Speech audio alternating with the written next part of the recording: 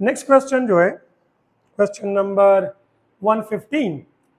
अब ये liquid portion से the weakest intermolecular forces is, so dipole dipole forces, electrostatic forces, hydrogen bonding या instantaneous dipole induced dipole forces. ये correct answer होगा, जिसको हम लंदन डिस्पर्जन फोर्सेस भी कहते हैं, क्योंकि ये नॉन पोलर मॉलिक्यूल्स के दरमियान होते हैं, इंस्टेंटेनियस डायपोल्स के दरमियान, इसलिए ये वीक फोर्सेस होते हैं। Instantaneous dipole induced dipole forces, again London dispersion forces की बात हो रही है, is also called dispersion forces, London dispersion forces, क्योंकि ये फ्रिट्ज लंदन ने प्रेजेंट किए थे, इसलिए इसको लंदन डिस्पर्जन फोर्सेस भी कहा जाता है। The force of attraction between the atoms of helium is, तो चूंकि हीलियम नॉन पोलर है और नॉन पोलर मॉलिक्यूल्स के दरमियान ओनली लंदन डिस्पर्जन फोर्सेस होते हैं, जिसको हम instantaneous dipole induced dipole forces भी कहते हैं। So correct answer is D. Evaporation of water is possible at sea level. अच्छा जी, इवेपोरेशन क्या होता है? हम बोलते हैं the conversion of water into vapours at any temperature, but वो टेम्परेचर बॉइलिंग पॉइंट से कम होना चाहिए, बिकॉज बॉइलिंग पॉइंट पर फिर वो वेपोराइजेशन कहलाया जाता है, जो कि एक इंड्यूस प्रोसेस होता है। तो सी लेवल पर चूंकि वाटर का जो बॉइलिंग पॉइंट होता है वो होता है 100 डिग्री सेल्सियस, तो इसके लिए इवापोरेशन जो होगा वो 100 से लो एनी टेम्परेचर पर भी हो सकता है, तो 10 पर भी हो सकता है, 20 पर भी, 90 पर भी। तो correct answer is D in all of these. The vapour pressure of water at 25 degree centigrade, यानी रूम टेम्परेचर पे। देखिए, वेपर प्रेशर का टेम्परेचर के साथ डायरेक्ट रिलेशनशिप होता है। सो वाटर का जो वेपर प्रेशर है वो रूम टेम्परेचर पे 24 मिलीमीटर ऑफ मरकरी होता है, जिसको हम 24 टार भी कहते हैं। फिर जैसे जैसे हम टेम्परेचर बढ़ाएंगे इसका वेपर प्रेशर भी ज्यादा होता जाएगा। नेक्स्ट जो क्वेश्चन है number 120 question, boiling point is low for liquid with.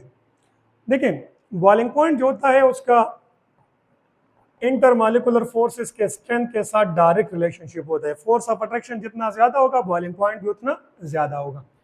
High vapour pressure at a given temperature, और वेपर प्रेशर का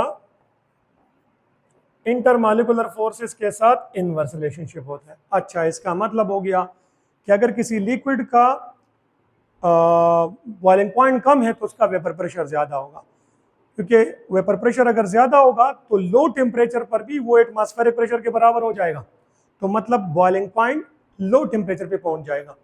लेकिन अगर एक लिक्विड का वेपर प्रेशर जो है वो कम है तो उसको एक्सटर्नल प्रेशर के बराबर लाने के लिए उसको हाई टेम्परेचर तक हीट करना होगा, तो बॉइलिंग पॉइंट ज्यादा होगा। सो यहाँ पे क्या किया, high vapour pressure at a given temperature, no low vapour pressure.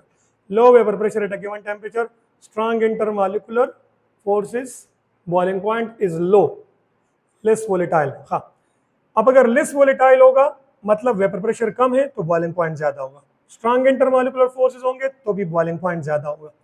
Low vapour pressure होगा तो भी बॉइलिंग पॉइंट ज्यादा होगा। लेकिन अगर हाई वेपर प्रेशर होगा तो बॉइलिंग पॉइंट कम होगा, क्योंकि क्वेश्चन में लो का पूछा जा रहा है कि बॉइलिंग पॉइंट लो किसके लिए होगा, तो द आंसर इज जिसका वेपर प्रेशर ज्यादा होगा। Under the same conditions of temperature and pressure, which of the following gases has great density?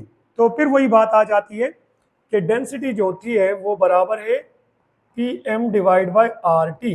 तो प्रेशर और मोलर मास के साथ डायरेक्ट, जबकि टेम्परेचर के साथ इनवर्स रिलेशनशिप होता है। तो चूंकि यहाँ पर सेम कंडीशन का बोला गया है तो मतलब टेम्परेचर और प्रेशर क्या है, सेम है, तो मोलर मास पे ये डिपेंड करेगा। तो हमारा जो हिंट होगा वो ये वाला होगा कि मोलर मास जिसका ज्यादा होगा उसकी डेंसिटी भी ग्रेटेस्ट होगी, यानी ज्यादा होगी। तो गिवन ऑप्शन में सबसे ज्यादा मोलर मास जो आ रहा है वो किसका आ रहा है, फ्लोरीन का आ रहा है। तो सेम कंडीशंस पे फ्लोरीन की जो डेंसिटी होगी वो बाकी ऑप्शन से ज्यादा होगी, और सबसे कम किसकी होगी, हीलियम की, बिकॉज का मोलर मास सबसे कम होता है।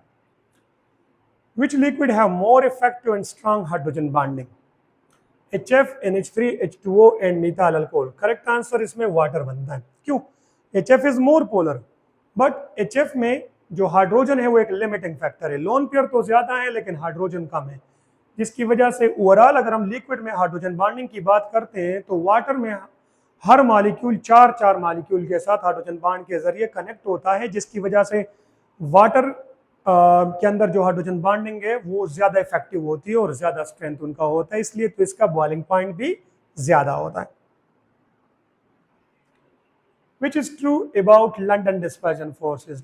So London dispersion forces are present in non-polar molecule. सही है बिल्कुल। Next क्या है?